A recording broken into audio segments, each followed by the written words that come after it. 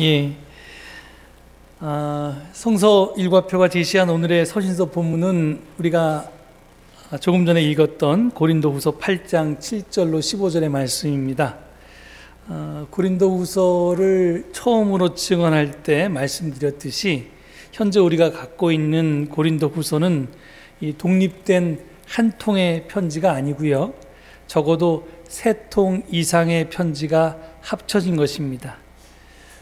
그 가운데 한 통이 바로 그 한 통의 조각 편지가 이 8장과 9장입니다. 그런데 어떤 학자들은 8장과 9장이 각각 다른 조각 편지라고 주장하기도 합니다. 그러니까 8장과 9장이 합쳐서 한 통이 아니라 8장 따로 9장 따로 이렇게 두 통이라는 것이죠. 아무튼 하여튼 그것이 한 통이든 두 통이든 간에 고린도후서 8장과 9장은 헌금 모금을 위해서 작성된 일종의 행정 서신입니다. 그래서 이 8장과 9장의 주제는 헌금입니다. 제가 설교나 성경 공부에서 웬만하면 이 헌금을 설교하지 않습니다. 가장 다루기 꺼리는 주제 중 하나인데요. 그렇다고 헌금에 대해서 전혀 설교하지 않는 것도 꼭 옳은 일은 아닙니다. 전혀 헌금 설교를 안 하면 우리 교인들이 언제 헌금에 대해서 바른 안내를 받을 수 있겠습니까? 더구나 본문 말씀이 헌금에 관해서 다루고 있는데 헌금 설교를 안 하는 것도 좀 정상이 아닐 것입니다. 그래서 제가 언제 제가 헌금 설교를 했나 한번 찾아봤습니다. 그랬더니 설교를 한 건 딱 한 번이고요. 2018년 11월에 가난한 과부의 헌금의 문제를 다룬 마가복음 본문이 주어졌을 때 봉헌이라고 하는 그런 제목으로 증언했습니다. 증언은 그것밖에 없었고요. 성경 공부를 한 적이 있었는데 그것은 2016년에 제가 부임하고 전 교인을 대상으로 오후 성경 공부를 했는데 그때 제목이 새 신앙으로의 초대였습니다. 기억하실지 모르겠는데 성경 공부를 다 마치고 마지막에 특강으로 보강으로 12번째 봉헌의 자세라는 제목으로 이렇게 성경 공부를 이렇게 말씀드린 적이 있습니다. 그래서 딱 2번 했더라고요. 그래서 2년 내지 3년에 한 번 정도 했으니까 너무 자주는 분명히 아니고 그렇다고 너무 뜸하지도 않고 적당한 간격이라고 생각되어서 오늘 헌금에 대한 본문이 주어진 김에 헌금에 대해서 좀 잠깐 언급하고자 합니다.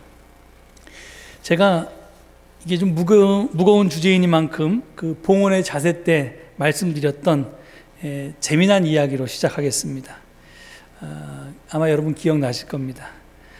어느 날 3사람이 모여서 하나님께 얼마만큼 헌금해야 하는가 하는 문제를 가지고 서로의 경험을 나누었습니다. 첫 번째 사람이 말했습니다. 나는 먼저 땅에 길게 한 줄로 선을 긋고 그 다음에 제가 가진 돈 전부를 공중으로 던집니다. 그래서 오른편에 떨어진 돈은 하나님께 바치고 왼편에 떨어진 돈은 제 주머니에 넣습니다. 이렇게 말했습니다. 그랬더니 두 번째 사람이 앞으로 나서면서 이렇게 이야기합니다. 그거 별로 좋은 방법이 아니군요. 나는 땅에 원을 그려놓고서 제 돈을 공중으로 던집니다. 그래서 원 안에 떨어진 돈은 하나님께 바치고 원 밖으로 나간 돈들은 다 제가 챙깁니다. 이렇게 얘기했습니다. 그리고 한 가지 팁을 드리자면 돈이 좀 더 필요한 날에는 평소보다 원을 조금 더 작게 그리면 됩니다. 그랬더니 마지막 사람이 이렇게 말합니다. 저는 제가 가진 모든 것을 남김없이 하나님께 다 바칩니다. 그랬더니 앞에 두 사람이 놀라서 눈이 휘둥그레져서 물었습니다. 아니, 가진 것 전부를 하나님께 다 바친다고요? 그러면 당신은 무슨 돈으로 생활합니까? 그랬더니 세 번째 사람이 말했습니다. 하나님께서 내려주신 은혜로 살지요. 은혜요? 그 은혜는 어떻게 내리는데요? 그랬더니 세 번째 사람이 이렇게 답했습니다. 저는 공중으로 하나님을 향해서 제가 가진 돈 전부를 던집니다. 그러면서 이렇게 말하지요. 하나님, 제가 가진 것 전부를 당신께 다 바칩니다. 받으십시오. 하지만 땅에 떨어지는 것은 저에게 내리시는 은혜로 알고 제가 잘 쓰겠습니다. 예, 여러분은 이 세 방법 중에 어떤 방법이 가장 마음에 드십니까?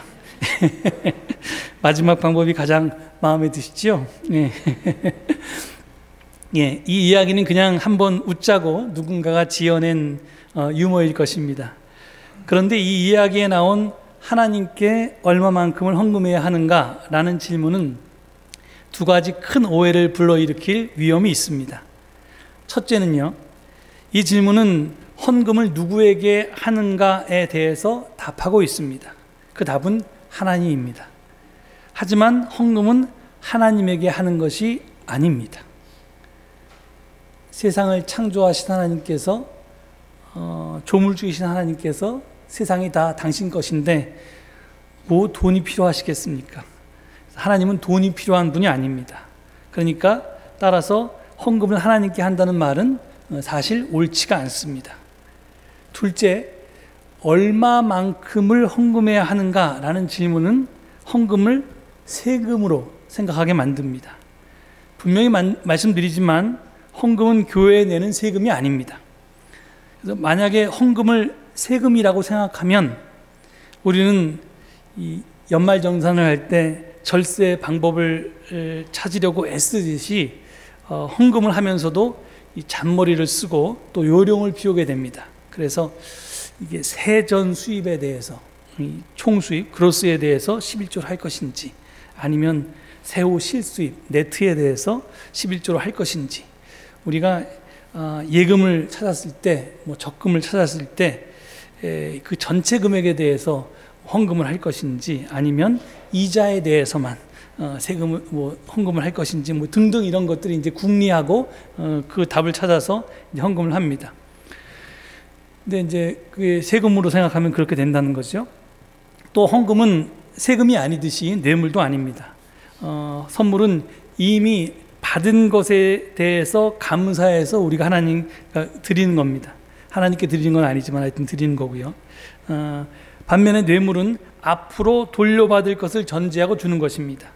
우리가 헌금을 하면서 하나님께 만약에 무엇인가를 돌려받을 것을 바란다면 그것은 헌금이 아니고 뇌물입니다. 또 그렇기 때문에 이렇듯 하나님께 얼마만큼을 헌금해야 하는가라고 하는 질문은 오해를 불러일으킬 위험이 큰 잘못된 질문입니다. 그래서 제가 2018년에 봉헌이라는 제목으로 증언하면서 헌금과 관련한 올바른 질문에 대해서 여러분께 말씀드렸습니다. 그것은 헌금은 무엇을 위해서 하는가라고 물어야 한다는 것입니다. 그 답은 헌금이란 하나님의 뜻이 하늘에서 이루어진 것처럼 땅에서도 이루어지게 하려고 기꺼이 바치는 돈입니다. 그렇습니다. 예수가 하셨던 일, 예수가 하셨던 일을, 즉 하나님 나라 운동을 그분을 따르려는 사람들이 지금 여기서 계속하기 위해서 드리는 돈이 바로 헌금입니다. 즉 헌금은 하나님 나라를 위한 봉헌 중에 하나입니다. 일부란 말이죠. 이 봉헌은 그때도 말씀드렸듯이 받들 봉자에 바칠 헌자를 씁니다. 문자 그대로 하면 받들어서 바치는 행위가 바로 봉헌입니다. 무엇을 위해서 우리가 받들어서 바칩니까? 그것은 공공의 선, 공동의 정의, 공공의 평화 또는 공동의 행복을 위해서 나 자신 또는 일부를, 나 자신의 일부나 아니면 나 전부를 이렇게 드리는 행위가 바로 봉헌입니다. 따라서 봉헌의 일부인 헌금은 그것이 하늘이든 땅이든 어디인가에 예금을 내서 축적하는 돈이 아닙니다. 하나님 나라를 이루기 위해서 예수 그리스도의 자유와 해방과 평화 그리고 해방의 복음을 선포하기 위해서, 그것을 실현하기 위해서 소비하는 돈입니다. 그러니까 축적하는 돈이 아니라 쓰는 돈입니다. 그러므로 헌금하는 사람은 그 돈을 어떤 식으로든 돌려받으려고 해서는 안 됩니다. 그 어떤 형태의 대가를 기대해서도 안 됩니다. 헌금의 대가가 있다면 그것은 공공의 정의와 평화가 증진되고 공공의 행복이 확산되어서 다 같이 행복을 누리는 것이 그 대가일 것입니다. 내가 이만큼 바쳤으니까 안 바친 사람에 비하면 더 많이 누려야 한다고 생각한다면 그것은 헌금이 아니고 봉헌도 아닙니다. 헌금은 대가를 바라고 주는 뇌물도 아니고 또 주었으니 받을 것을 기대하는 거래도 아닙니다. 또 특히 우리가 요즘 주의해야 될 것은 보험이 아닙니다. 이게 하나님께 보험 들어놓는 것이 아니라고 기억하셔야 됩니다. 다시 한번 말씀드리는데 헌금은 하나님의 호의를 얻어서 더 많은 복을 받고 또 화를 피하려고 드리는 그런 돈이 아닙니다. 헌금은 예수가 걸어가신 길을 따르려는 예수 따르미들이 지금 여기서 하나님 나라를 이루기 위해서 드리는 돈이고 시간이고 땀이고 눈물입니다. 또 헌금은 중요한데요, 드리고 나면 자기 기억에서 지워야 하는 돈입니다.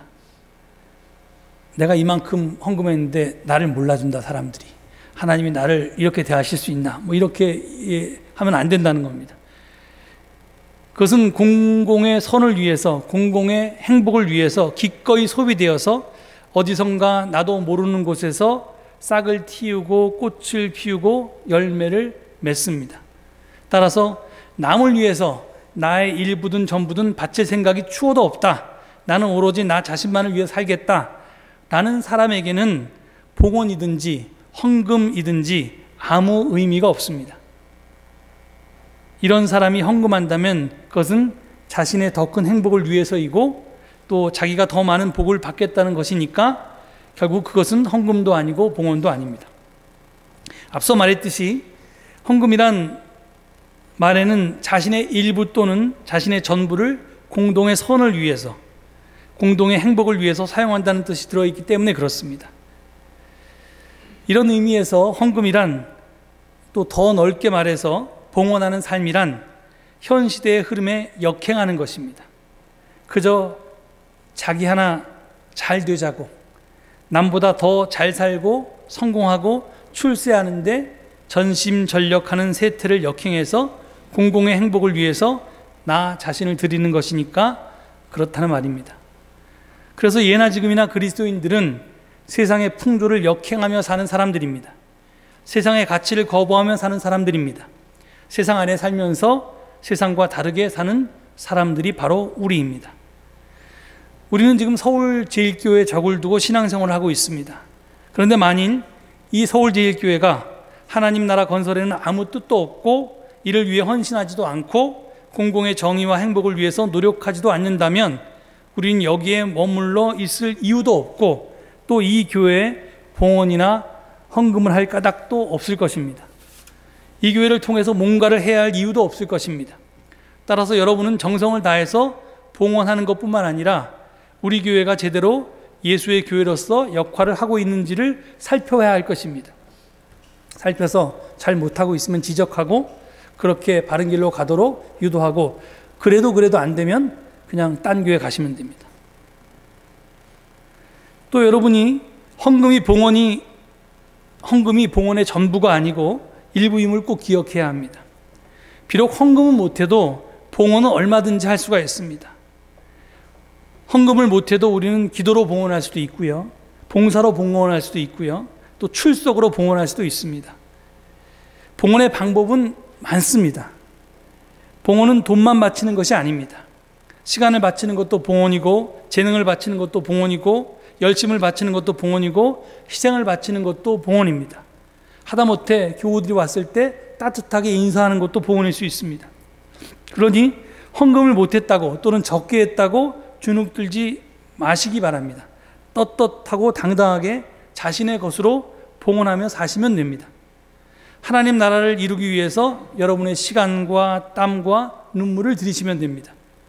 그리고 반대로 내가 큰 돈을 헌금했다고 해서 자신이 할 봉헌을 다 했다고 착각하지 마시기 바랍니다. 하여튼 이것이 지난번에 제가 봉헌이라는 설교에서 드렸던 내용인데 오늘 여러분께 다시 말씀드렸습니다. 먼 길을 돌아와서 오늘 본문 말씀을 살펴보겠습니다.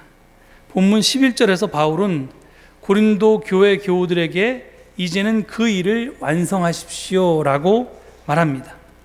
여기서 바울이 말하는 그 일이란 가난하고 약한 예루살렘 교회 공동체를 돕기 위해서 헌금하는 일입니다. 바울은 그 일을 가리켜서 8장 4절에 보면 이 구제의 특권이라는 말을 했고요. 또 8장 6절에 보면 은혜로운 일이라고 했고요. 19절도 같은 표현을 썼습니다. 그리고 8장 7절에 보면 은혜로운 활동이라고 오늘 본문에 그렇게 나와 있죠. 지금 그렇게 표현했고요. 그리고 오늘 본문을 벗어난 범위지만 9장 5절에 보면 서로를 향한 선물이라고 했고요. 그리고 9장 12절에 보면 하나님께 감사를 드리는 봉사라고도 말합니다. 여기서 뭐 특권, 은혜, 선물, 봉사 이런 단어를 바울이 헌금과 관련해서 썼는데요. 여기서 우리가 먼저 주목할 것은 세번역 성경이 특권이나 은혜라고 번역한 단어의 원어가 카리스라고 하는 것입니다. 제가 지난 주일에 카리스라는 단어는, 그리스어 단어는 은혜라고 번역할 수도 있고 또 선물이라고 번역할 수도 있다고 했습니다. 그레이스라고 번역해도 되고 기프트라고 번역해도 된다고 했습니다. 그래서 이제 두 개는 이제 같은 뜻인데요. 그리고 지금 9장 5절에 보면 이제 선물이라는 단어를 썼는데 그럼 이게 카리스를 번역한 건가? 그래서 제가 찾아봤더니 카리스가 아니라 유로기아라고 하는, 브레싱이라고 하는, 그러니까 축복이라고 하는 그런 뜻의 단어였습니다. 근데 이제 새 번역은 지금 이걸 그 선물이라고 번역했는데요. 하지만 그것이 은혜건 선물이건 아니면 축복이건 간에 이 셋의 공통점은 뭐냐면 하나님께서 우리에게 대가 없이 주시는 것을 가리킵니다. 하나님께서 우리에게 대가 없이 주시는 것. 이것이 뜻하는 바는 헌금이란 뭐냐? 하나님이 우리에게 대가 없이 은혜를 주셨으니, 선물을 주셨으니, 축복을 주셨으니 그 모범을 쫓아서 우리도 남에게 대가를 바라지 않고 베푸는 것이 헌금이란 말입니다. 그래서 헌금을 드리는 게 이제 하나님께 받은 은혜를, 선물을, 축복을 하나님 아닌 남에게 드리는 겁니다. 이게 헌금의 본래 정신입니다. 지금 바울이 이 마케도니아 교회, 아가야의 교회들에게 헌금을 걷어서 지금 예루살렘 교회로 보내는 것이 바로 그런 것입니다. 그렇습니다. 헌금은 예수 그리스도께서 우리를 위해 베푸신 은혜에 대한 믿음의 응답인 동시에 그리스도께서 행하신 모범을 따르는 행위이기도 합니다. 그래서 바울은 본문 9절에서 이렇게 말합니다. 여러분은 우리 주 예수 그리스도의 은혜를 알고 있습니다. 그리스도께서는 부요하나 여러분을 위해서 가난하게 되셨습니다. 그것은 그의 가난으로 여러분을 부요하게 하시려는 것입니다.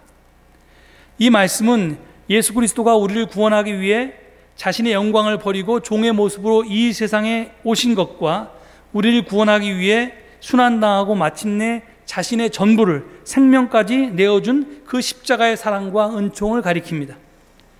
내가 된 것, 지금 내가 사는 것, 내가 이런 축복의 생을 누리는 것, 이 모든 것이 그리스도께서 나를 위해서 자신을 내어주고 희생하고 가난해지고 돌아가셨기 때문이라는 것입니다. 따라서 우리가 헌금을 바치는 것은 한편으로는 우리를 위해서 스스로 가난해지셨던 그리스도의 사랑과 은총에 감사해서 그 믿음의 응답으로 드리는 행위입니다. 또한 우리가 헌금을 바치는 것은 예수 그리스도의 모범을 따라서 나도 예수 그리스도가 나를 부요하게 했듯이 나도 남을 부요하기 위해서 내 자신을 가난하게 하겠다는 그런 사랑의 실천이기도 합니다. 그래서 아까 제가 말씀드린 것과 지금 바울이 고린도후서에서 말씀하는 것은 사실은 같은 내용입니다. 그 다음으로 주목할 단어는 이제 오늘 본문의 범위를 벗어나지만 9장 12절에 쓰인 봉사라고 하는 단어입니다. 이 단어는 원어는 레이투르기아라고 하는 단어인데요. 이 레이투르기아라고 하는 단어는 직역하면 예배라는 뜻입니다. 그러니까 이제 워십 서비스 같은 건데 미니스트리나 이렇게 워십이라고 서비스라고 번역되는데 하나님께서 기꺼이 받아주실 전례로서의 예배를 뜻합니다. 그런데 이 레이투르기아라고 하는 단어가 원래 두 단어가 합쳐진 건데 그리스어로 백성을 뜻하는 라오스하고요. 그 다음에 일을 뜻하는 웍을 뜻하는 에르곤이라는 단어가 합성돼서 그러니까 백성의 일이라는 뜻으로 이렇게 이제 합쳐진 것이 레이투기아입니다. 그러니까 이 단어의 뜻은 뭐냐면 백성을 위한 봉사를 뜻합니다. 즉 사랑의 실천을 뜻하는 것입니다. 여기서도 헌금이 이웃을 위한 사랑의 실천임이 드러나 있습니다. 그래서 오늘 제가 설교 제목으로 삼은 이제 말이 나오는데, 바울은 본문 13절과 14절에서 헌금과 관련해서 평형이라는 단어를 사용하고 있습니다. 제가 이걸 다른 번역을 쫓아서 형평이라고 했는데요. 이것을 뭐 평형이라고 번역하던, 형평이라고 번역하던, 균형이라고 번역하던 간에 이 단어의 원어는 이소테스인데요. 이 이소테스는 평등이라는 뜻이나 공평이라는 뜻, 그러니까 equality나 fairness라고 하는 뜻을 가지고 있습니다. 근데 이게 좀 너무 성경 번역가들이 보기에는 과격한 단어라서 좀 두리뭉실하게 번역한 것 같습니다.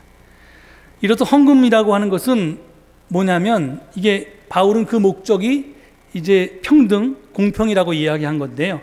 헌금은 믿는 사람들 간의 연대를 뜻하고, 그리고 또한 그리스도 교인들 간의 평등을 위해서 드리는 것이다 라고 지금 이야기하고 있는 것입니다. 이 말은 부족함이 없는 삶을 누리는 하나님 나라에 관한 기독교적인 이상을 대변하기도 합니다. 바울은 그 이상적인 관계를, 그 실마리를 어디서 보았냐면 출애굽 공동체가 광야 생활을 할 때 먹었던 만나를 예를 듭니다. 하늘에서 내린 만나는 출애굽기 16장 18절을 보면 많이 거둔 사람도 남지 않았고 적게 거둔 사람도 모자라지 않는 그런 놀라운 음식이었습니다. 그것은 소위 해방 공동체로서 살아갈 삶의 방식을 예시해주는 하늘의 징표였습니다. 하지만 이것이 하나님 나라의 이상이었는데, 이런 이상과는 달리 인류는 많이 거두면 남게, 충만하게, 이걸 넘어서 이게 자기가 쓸 수 없을 만큼 그렇게 많이 갖고, 적게 거두면 자기가 쓸 것도 모자라는 방식으로 그렇게 문명이 전개되었습니다. 이게 로마의 삶, 이 소위 로마의 평화로 인해서 결과된 그 정의라고 하는 것이 그것을 대표하는 그런 문명입니다. 하지만 바울은 그런 세속의 삶과는 다른 길, 적게 거둔 사람도 부족함이 없는 삶의 길을 열어가라고 고린도 성도들에게 지금 말하고 있는 것입니다. 앞서 제가 헌금은 하나님 나라의 실현을 위해서 기꺼이 바치는 돈이라고 했습니다. 하나님 나라가 무엇입니까? 혼자 잘 먹고 잘 사는 세상이 아닙니다. 모두가 하나님의 사랑받는 자녀로 사람답게 사는 세상을 뜻합니다. 서로 돕고 나누고 섬길 때 그런 세상은 꿈이 아니라, 이상이 아니라 현실이 될 수 있다는 것입니다. 헌금은 더 가둔 자는 나누고 덜 거둔 자는 더 거둔 자는 나누고 덜 거둔 자는 더 거둔 자에게 후원을 받아서 누구도 부족하지 않는 넉넉한 세상을 만들자는 그런 우리 기독교적인 믿음과 기독교적인 헌신의 행위입니다. 여기서 이소테스라고 하는, 아까 평등, 공평이라고 하는 말은 공정한 경쟁에, 요즘 유행하는 공정한 경쟁에 방점이 있는 것이 아닙니다. 공정한 결과에 있습니다. 분배 정의에 방점이 있습니다. 그래야 누구든지 능력에 상관없이 누구든지 하나님의 자녀로서 고귀한 삶을 살 수 있게 되기 때문입니다. 그럼 바울의 에클레시아라고 하는 것, 교회라고 하는 것, 이 에클레시아라는 말을 직역하면 사실은 교회가 아니라 민회인데요. 그러니까 백성들의 회의체, 그러니까 우리가 지금 국회가 있듯이 국민을 대표하는 국회의원들의 회의가를 국회라고 하듯이, 이게 민회는 이제 소위 말해서 시민들의 회의를 민회, 에클레시아라고 하는데, 과거 그리스 시대의 민회라고 하는 것은 소위 시민들만 모여서 회의할 수 있는 그런 평등한 공동체였습니다.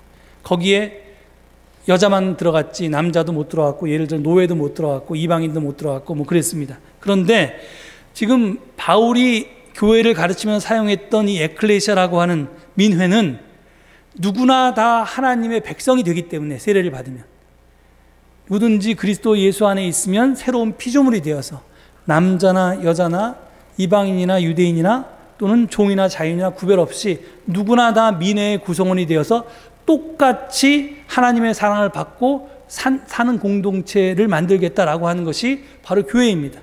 그래서 실제로 그 당시에 이 교회의 사람들이 서로 형제님, 자매님 이렇게 불렀는데, 그렇게 되는 것은 서로에게 실제로 어떤 경우엔 부모도 되어주고, 어떤 경우엔 형제도 자매도 되어주고, 또 자녀도 되어줘서 서로가 이 대안가족으로 이렇게 살았던 겁니다.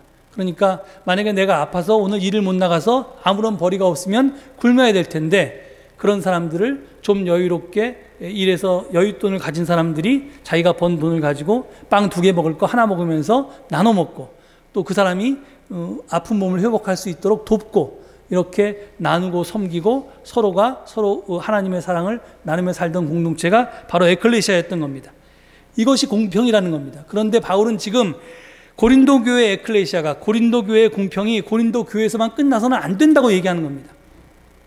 이것이 그 범위를 넓혀서 예루살렘에 있는 가난한 교회까지 도와야지 진정한 하나님 나라가 이 세상에 이룩된다는 겁니다. 그래서 바울은 아까 제가 처음에 소개했던 본문 11절에서 이제는 당신들이 시작한 그 일을 완성하십시오라고 말합니다. 이 말은 이제 이소테스, 평등, 공평을 이제 우리가 완성하십시오라고 우리에게 하는 말처럼 들립니다. 이제 고린도 교회에게 전달됐던 하나님 나라의 이 바톤이 우리에게 넘겨졌다는 그런 말로 저에게 들립니다. 우리가 세상을 한꺼번에 그렇게 바꾸지는 못할 것입니다. 당연히 그렇겠죠. 이 인류 역사가 쌓아온 것들이 있는데, 그렇지만 우리는 적어도 우리 공동체 내에서, 또는 또 우리가 관계를 맺고 있는 그런 여러 교회들, 뭐 자매 교회들이라든가 아니면 뭐 기장 교회들의 이런 어려운 교회가 있으면, 그런 교회들 간에 이소테스를, 평등과 공평을 이루기 위해서 지금보다 더 노력하는 것은 가능할 것입니다. 여기서 우리가 한 가지 꼭 기억해야 할 것이 있습니다. 앞서 헌금이 봉헌의 전부가 아니고 일부라고 했듯이, 공평은 물질적인 상호 부조만을 뜻하지 않는다는 것입니다. 마케도니아 교회와 아가야 지방의 교회들은 예루살렘 교회에 물질적인 후원을 했습니다. 하지만 반대로 예루살렘 교회는 마케도니아 교회들과 아가야 지방의 교회들의 물질적인 후원을 한 것이 아니었습니다. 뒤에 9장을 보면 영적인 후원이었습니다. 그들이 메시아인 예수를 탄생케 했고, 그 예수를 활동하게 했고, 그 복음을 우리에게까지, 이방인인 우리에게까지 전해주었다라는 겁니다. 그것이 이제 영적인 후원이었는데요. 그러니까 지금 서로 돕지만 그 돕는 것이 꼭 하나를 받았으면 그 받은 하나를 돌려주는 것이 공평이 아니라는 겁니다. 내가 이런 것을 받았으면 다른 것을 돌려줄 수도 있다는 거죠. 중요한 것은요, 지금 돕는 교회나 도움을 받는 교회나 이렇게 상대적인 입장이 아니라 상호 동등한 입장에서 서로가 받은 은혜를 서로에게 주고 받으면서 이소테스를 이루어 나가는 것이 하나님 나라를 확장시켜 나가는 길이라고 바울은 지금 우리에게 말하고 있는 것입니다. 이것이 많이 거둔 사람도 남지 않고 적게 거둔 사람도 모자라지 않는 하나님 나라의 모습이라는 것입니다. 바울은 우리에게 지금 고린도 교회에 전한 말씀을 통해서 이 말씀을 다시 하고 있는 것입니다. 과연 서울제일교회는 그 이소테스를 실현하고 있는가? 너희들은 하나님께로 받은 은사를, 선물을, 그 축복을 교우들끼리 또는 다른 교회의 울타리를 넘어서 나누고 있는가? 그리고 너희들은 뭐 주기만 하는가 아니면 받기도 하는가? 이것이 상호적으로 상호부조와 서로 돕는 것이 활성화될 때 하나님 나라는 그만큼 확장될 텐데, 너희들은 그 일에 얼만큼 전심전력하고 있는가? 이것을 묻고 있습니다. 아무쪼록 우리들의 헌금 생활이, 우리들의 봉헌 생활이 이 이소테스를 이루는 일이 될 수 있기를 간절히 축원드립니다. 이 말씀을 기억하시면서 잠시 침묵 가운데 묵상하시겠습니다.